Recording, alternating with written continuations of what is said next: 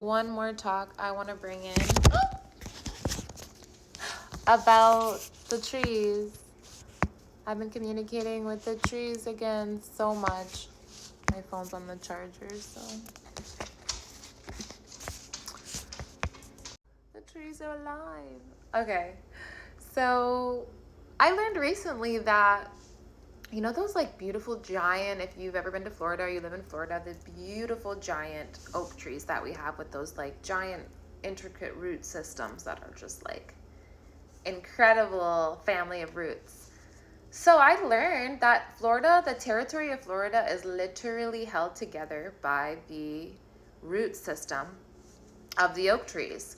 And it is illegal in most places to cut down an oak tree, or it will be extremely expensive to acquire a permit to cut down an oak tree because of that reason, because it literally is holding together the structure of Florida, which is like soft sand, ocean, swamp. So very, very cool to think about. And then that just brings me even more into the alchemy of trees. I've been in some very, very sacred areas lately, and the trees there are old and untouched, and you can feel the wisdom from these trees, just like they've been pouring this nutrients into their community and their surrounding land for so long. It's literally just like elders. When you have elders in a space, like your grandma, she's just like that warming, stoking fire that's always giving some type of frequency that nourishes the entire community. That is an elder. So when you think of trees, think of them as elders, especially, with their age, especially the length of time that they've been there. They're like an elder. They're like a great ancestor, a great wisdom teacher, hugging trees. If you've never tried it, try it for 60 seconds. Let me know how your life has changed, how your heart feels, how your body feels after that. I've done that so many times, taken people with the most like shame around things like that in the woods, and just like kind of, I'm like, all right, this is what I'd like you to do, and then I leave. It's profound, the things that happen in those 60 seconds.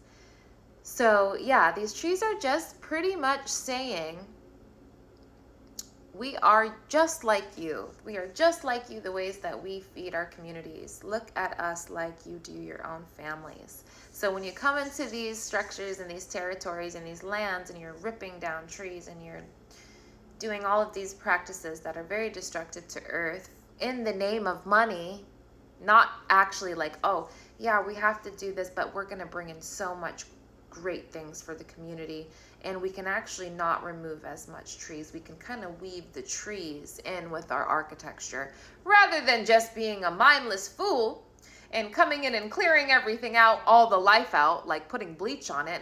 How can we use the nature and interweave it with our idea and business plan? That is Eden. Eden, the higher realm that we can be in, is nature marries science. Not science trumps nature, or nature trumps science. Nature trumps science already anyways, sorry. But science is here to assist nature's natural production, being most clean, efficient, and healthily productive for the planet. We can produce more food. We can do all of these things that AI is wanting to do, but it's about the seated intention and the structure in which these things are being programmed and used, and why they are being used. Is it because we want shortcuts to faster money and we don't really care if we're cutting out nutrients? Or is it we want to be able to feed all these starving people? That changes the whole orientation of the motherboard of your structure. The intention of why you are doing something matters so much to the service that it will be providing. So just like dead trees, they're not giving any energy out. No energy, no life force left. So back to trees. Just honor the trees, stick with the trees, listen to the trees, listen to the old trees. They're old. Just imagine them like your grandmothers and your grandfathers. That's why when these lands, these sacred places that get disrupted of their trees, their old lands that have been there for a long time, after these trees have been removed and disrupted, you will see in the community, it will trickle to the community. So these trees are holding strong, peaceful life energy for not only all of life. Tree, Capricorn. Ugh, I love earth signs for this reason. They're reliable, they're stable, they're protective, they're love that wood. We are in a year of the wood dragon as well, Chinese wood dragon year. I'm a wood dog, so I'm all about the fortification within and the tree medicine. It's funny, when I was little, I actually used to collect tree bark and keep it in my pocket because I just loved it. I was fascinated and still am. Like, wood is fascinating. The fact that there's so many different kinds, all that you can do with it.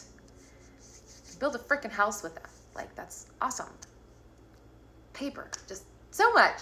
Anywho, trees, honor them, like grandpa, like grandma. And if you don't have grandma and grandma to relate to, which is why a lot of these people in charge here, they didn't respect their grandma, they didn't respect their grandpa. Because would you just pick up grandpa out of the reclining chair because, you know, the spot that he has had his chair in his whole life, that he loves because the sun is there for him and he likes to sit and watch his TV there, and that's like his little sunning for the day? Are you going to just remove grandpa out of his seat in his chair because your plant would do better there? Or can you make grandpa's recliner and the plant work together some way, somehow, so that everyone's getting what they need and no one's getting cut out pieces or, you know, siphoned or killed off to take its place? Is there a way that we can work in harmony and understand these ways of energy that nature works instead of killing it off? Nature has so much to teach us. Look at the trees, the family of trees.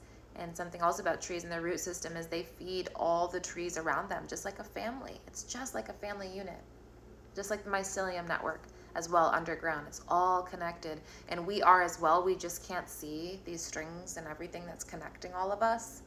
We are all connected. We're just separated. We're like a diamond. God is the diamond. And someone dropped the diamond. Does that mean we're not God?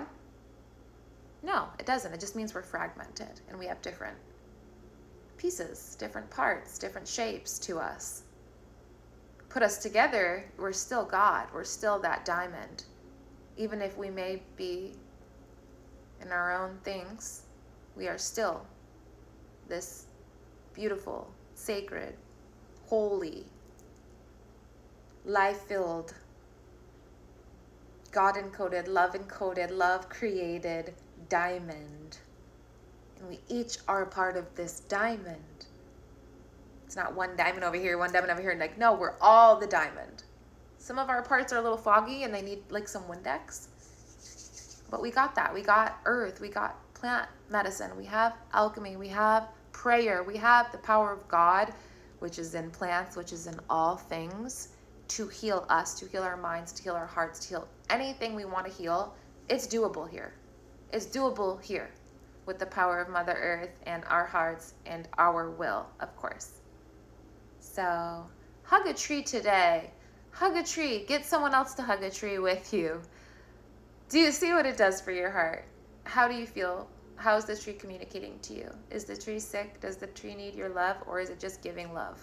That's always what I find. A tree is always ready. Like, come here, baby. You need a hug. It's like that big dude in the class that may be a little musty, but he always ready to give you a hug. He don't care. You crying? Come here. Where's my hug? That's the tree's energy, is where's my hug, dude? I love y'all. Happy Sunday. Have a beautiful day. Hug a tree. Love nature. Get a plant. Get a plant for grandpa in his recliner. Whatever you gotta do. Love you guys.